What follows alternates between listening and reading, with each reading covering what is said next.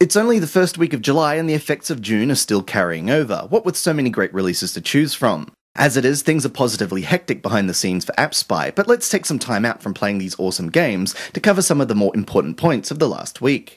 First up, I hope you're watching. While we're unsure if this is what we can expect on iOS devices, Warm Gun by Emotional Robots is shaping up to be an intriguing multiplayer first-person shooter.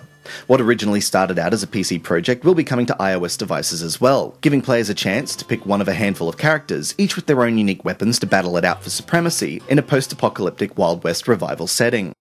If there's one thing the internet loves, it's controversy. Developer Edge Games has long since made a name for itself as a rather peculiar company, aggressively enforcing trademarks related to the word edge, culminating in some large clashes that spilled over to the App Store.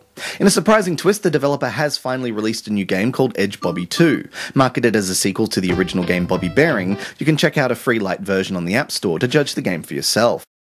If I have to explain why I'm excited over there being even a slim chance of the Neverhood coming to the App Store, then we might not be able to be friends.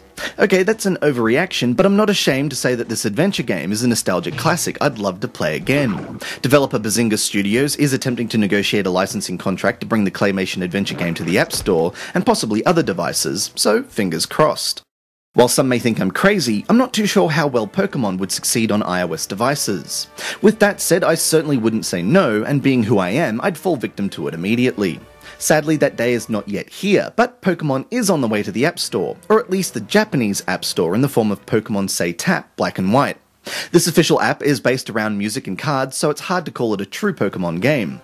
But considering it will be free, I'm immediately jealous of Japanese iOS users, and fairly certain it'll be a hit. Lastly, don't forget to grab a copy of Marathon. Yes, that's the classic Bungie original title of Marathon for your iPad. If you're feeling a bit flush, you can also shell out for high-quality textures. It's great to see a fan project like this coming to life, especially since, in a rather touching gesture, it received support from Bungie directly. What you waiting for? Go download it. Considering my illness last week, I think I owe it to everyone to flag at least 2 games this week for Game of the Week. So if you're looking for something special, check out these titles. First up is Continuity 2, the continuation. While it may sport some features that players have seen before, the gestalt is something entirely far too engaging for its own good. Attempting to conquer all of its levels is no easy task, though one well worth taking on. And for this week I'm going to have to go back a little as well and hand it out to Pudding Panic. I know, shock horror, especially with games like Street Fighter IV Volt, The King of Fighters I, and Death Smiles hitting in the same week.